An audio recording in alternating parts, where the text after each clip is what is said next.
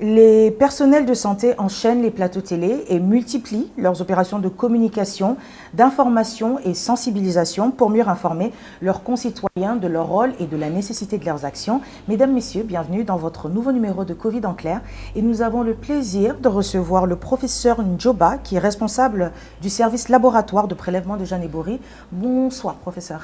Bonsoir. J'espère que je n'ai pas écorché. Donc, vous êtes bien responsable du service laboratoire, c'est bien cela? C'est bien ça. Alors, avant de commencer, quelles sont les démarches à suivre pour réaliser un test? Alors, techniquement, le test commence par le prélèvement. Donc, on va effectuer un prélèvement rhino, donc au niveau du nez, et pharyngé au niveau de la gorge. Par la suite, le prélèvement est transporté au laboratoire où il va être inactivé. C'est-à-dire qu'on rend le virus, si jamais il y a un virus ou tout autre pathogène à l'intérieur, on le rend inactif, donc inoffensif, pour protéger le personnel qui le manipule. Une fois l'échantillon est inactivé, donc tout pathogène inactif, on va procéder à l'extraction. Donc on va extraire le matériel génétique du pathogène ou du virus. Dans le cas actuel, on parle du SARS-CoV-2, donc du coronavirus. Une fois on a extrait le matériel génétique du virus, on va l'amplifier et donc l'identifier. D'accord. Voilà. Alors, moi j'ai envie de savoir de quoi est composé un kit de prélèvement et justement comment mesurer la fiabilité. Alors, vous avez un écouvillon ou deux écouvillons. En fait, ça ressemble un peu au coton-tige allongé. Et à côté de cet écouvillon, vous allez avoir un milieu de transport dans lequel nous allons transporter le prélèvement. Pour la question de la fiabilité, je vois un peu... C'est là où je veux en venir, voilà. mais Alors, vous avez compris ce que j'ai voulu dire. Oui. Alors, récemment, c'est vrai, il y a des pays qui ont noté que certains kits de prélèvement étaient contaminés. La Tanzanie, il y a Exactement. Alors, c'est quelque chose qu'on ne peut pas rater. Je prends un exemple simple. Imaginez que vous ayez une lessive contaminée à l'eau de Javel et que vous ayez 100 t-shirts noirs à laver. D'accord. Et vous utilisez cette lessive contaminée à l'eau de Javel. Vous ne pouvez pas rater. À la fin, vous allez avoir tous vos vêtements complètement délavés. C'est exactement la même chose. C'est-à-dire, les kits sont fabriqués en lot. Donc, si vous avez un lot contaminé, tous les patients passés avec ce lot seront positifs. Et donc, ça, au laboratoire, vous ne pouvez pas le rater. Et ça, c'est le premier contrôle. Et il y a un autre contrôle qui se fait au moment même du prélèvement? Non, du test. Du test.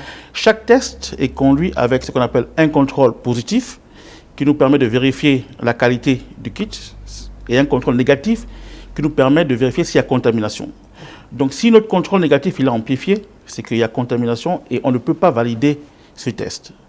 Donc, soyez tranquille, toutes les précautions sont prises pour éviter justement qu'on utilise des kits de prélèvement ou des tests qui soient contaminés. Parce que justement, je posais cette question-là de fiabilité, parce qu'on sait qu'il y a des prélèvements qui sont faits à domicile, on sait qu'il y a des prélèvements qui sont faits justement dans des centres de prélèvement et après qui vont vers le laboratoire. Et ma troisième question, c'est celle-ci. On sait que le prélèvement, vous l'avez dit tout à l'heure, il est nasopharyngé et il ne peut être réalisé que par les médecins et les infirmiers, si mes recherches sont bonnes. Comment s'assurer de la sécurité de ce circuit-là à ce moment-là?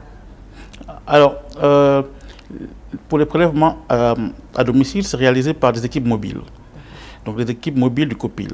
Ces équipes mobiles sont constituées de biologistes et des techniciens supérieurs de laboratoire. Et au Gabon, actuellement, ce sont eux qui réalisent, j'ai envie de dire, la quasi-totalité, sinon la totalité des prélèvements. Même quand vous allez dans un centre de prélèvement, le plus souvent, ce sont ces techniciens qui réalisent ce prélèvement.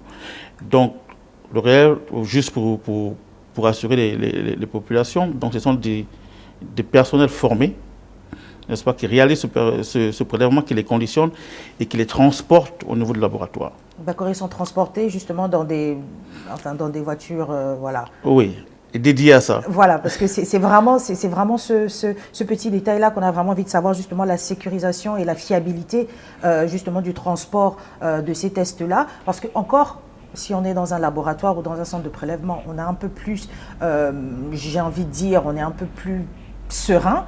Mais lorsque c'est réalisé à domicile comme ça et le cheminement, j'ai envie de poser la question. Moi, j'ai réalisé le test, j'étais là, j'ai fait, mais est-ce qu'on est sûr que... Ça va arriver au labo? Oui. Si, on est sûr. Vous êtes sûr? Oui. D'accord. Et On sait qu'il y a plusieurs sortes de tests qui sont relatifs au coronavirus. Donc, on a des tests virologiques, des tests sérologiques ou des tests rapides. Quelle est la différence que vous faites? Alors, un test virologique, c'est un test qu'on appelle, dans notre jargon, test direct. C'est-à-dire que nous allons chercher directement la présence du virus dans l'échantillon. Le test sérologique, c'est un test indirect. Qu'est-ce qu'on cherche? On cherche des anticorps. Les anticorps sont une protéine que synthétise notre organisme pour se défendre contre tout pathogène. Et donc, on va chercher des anticorps contre le coronavirus. Et si ces anticorps sont présents, c'est qu'il y a eu présence du virus. C'est ça le test sérologique, donc test indirect. Et maintenant, pour ce qui est du test rapide, le test rapide, il peut être direct, c'est-à-dire qu'il peut être virologique ou sérologique. Dans le cas d'un test rapide sérologique, c'est le même principe, c'est les anticorps contre le virus qu'on cherche. Et dans le cas d'un test rapide virologique, c'est l'antigène, donc une particule du virus qu'on cherche. La particularité du test rapide et des avantages, c'est qu'en 5-30 minutes, on a le résultat, n'est-ce pas? Mais le test rapide, surtout dans le cas d'un nouveau virus, n'est-ce pas, a certains désavantages. C'est-à-dire que nous ne maîtrisons pas encore bien quels sont les anticorps, par exemple, neutralisants, pour parler simplement. Donc, ça veut dire pas la qualité, mais la spécificité et la sensibilité va être inférieure au test conventionnel. Vu qu'on n'a pas assez de recul pour pouvoir produire, n'est-ce pas, des anticorps spécifiques, hautement spécifiques et sensibles au virus. Et donc, ces tests rapides, dans le cas du coronavirus actuel, sont un peu fabriqués rapidement face à l'urgence, et donc la sensibilité et la spécificité est vraiment inférieure. Au test. Voilà, c'est pour ça que beaucoup de pays ont décidé de ne pas utiliser pour l'instant les tests rapides pour le diagnostic du Covid, parce qu'on risquerait de passer à côté de beaucoup de positifs. D'accord. Et je vais revenir sur le laboratoire. Vous êtes laboratoire de prélèvement Jeanne Ebouri, mais on sait qu'il y a le nouveau laboratoire professeur Gaouma. Alors, dans ce laboratoire-là, vous êtes professeur, hein, d'après vous, quel est le meilleur test au final? Le virologique, sérologique ou le test rapide? Qui seront réalisés bien évidemment dans ce laboratoire-là, ou ils seront tous? Alors, communiquer sur ce laboratoire, ce n'est pas ma place. Voilà, c'est pas ma place. Je suppose que les tests qui vont être utilisés vont être des tests sérologiques par PCR. Mais je préfère ne pas... Mais celui que vous préconisez aujourd'hui, le plus fiable, si on peut parler comme ça, c'est le test? Le test virologique. De toutes les façons, tous les laboratoires qui réalisent le diagnostic au Gabon utilisent des tests virologiques. Il y en a combien de tests? Donc tous ces laboratoires réalisent des tests virologiques, donc par PCR. Et donc nous avons le laboratoire national de santé publique, nous avons le CERMEL, nous avons le CIRM, ça fait 3, nous avons le laboratoire de l'hôpital militaire de Mélène, ça fait 4, nous avons le laboratoire du centre hospitalier universitaire mère-enfant Fondation Jeanne Ebouri, ça fait 5 laboratoires si je ne me trompe pas. C'est ça. Voilà. D'accord.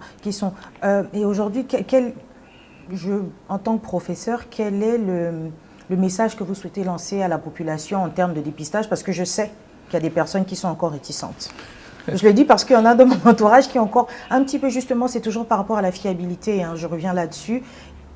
Comment vous les encouragez, ces personnes-là, et comment vous les mettez de façon un peu plus sereine à les booster, à aller se faire dépister? Alors, moi je dirais, le seul moyen pour eux d'être sûr, c'est justement de venir se faire dépister et de poser des questions au personnel de santé sur place. Toutes les questions ou les inquiétudes qu'ils ont, ils peuvent le poser au personnel de santé sur place. Donc, qu'ils viennent se faire dépister, n'est-ce pas? S'ils ont des questions, qu'ils nous les posent et nous leur apporterons des réponses. D'accord. Vous avez dit tout à l'heure, avant de clôturer, les tests rapides, c'est quelques minutes après qu'on a le résultat. Les tests sérologiques, c'est combien de temps pour avoir les résultats après être mis en labo? Les tests sérologiques, c'est-à-dire que il faut préciser qu'actuellement, au niveau du Gabon, c'est pas encore autorisé de pratiquer des tests sérologiques. Les tests sérologiques, tels qu'ils sont faits ailleurs, ça peut vous prendre entre 1 heure et 2 heures pour avoir le résultat. Et les tests virologiques, c'est en fonction du load, c'est-à-dire du nombre d'échantillons qu'un laboratoire reçoit. Donc, en fonction du nombre d'échantillons reçus par un laboratoire, vous pouvez avoir les résultats en 24 heures, 48 heures, 72 heures. C'est vraiment dépendant de la charge du laboratoire. D'accord. Et celui de Jeanne Bory, vous en recevez à peu près combien par jour? Est-ce que vous avez un ratio? Oui, alors on en reçoit environ 28 par jour et les résultats sont rendus en 24 heures, 48 heures plus tard. D'accord. C'est pas un peu faible quand même la capacité de... Comme je disais, ça dépend de la capacité du laboratoire et des machines qui sont installées, mais surtout aussi, on n'a pas...